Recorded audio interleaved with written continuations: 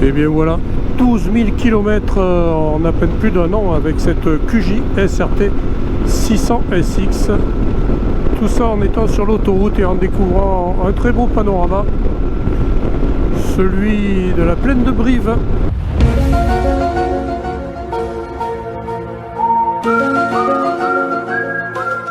Et 12 000 km, c'est aussi le moment de faire la révision des 1 an, ou des 12 000 bien sûr. Alors je prends le temps de vous en parler un petit peu. Elle avait tout juste 1 an. Le rendez-vous avait été pris pour tout début mai, le 7 mai si je me rappelle bien, pour cette révision des 12 000. J'ai regardé ce qu'il y a à faire au niveau du carnet d'entretien.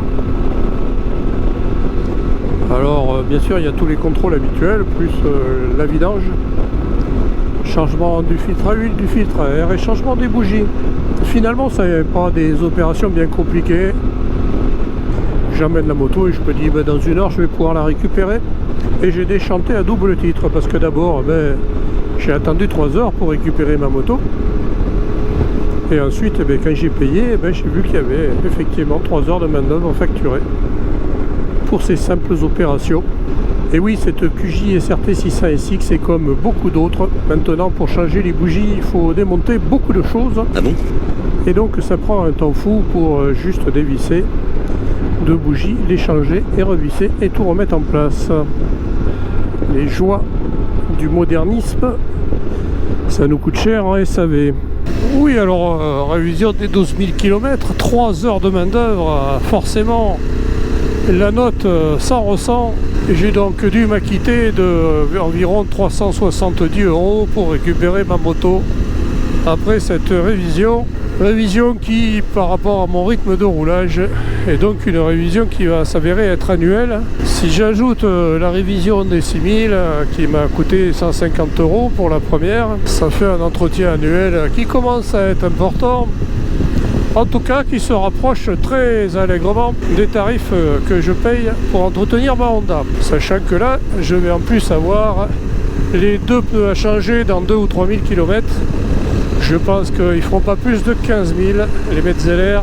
Et donc, je vais certainement m'orienter vers une autre marque, peut-être des Michelin Anaki. Si vous avez des suggestions intéressantes à me faire avec un bon rapport qualité, longévité, prix, je suis preneur bien sûr.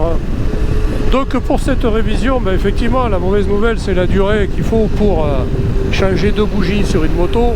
La bonne nouvelle c'est que par contre, depuis le changement des bougies et de filtre à air, depuis cette révision donc, la moto marche très très bien. Elle a même trouvé un peu de souplesse sur les bas régimes.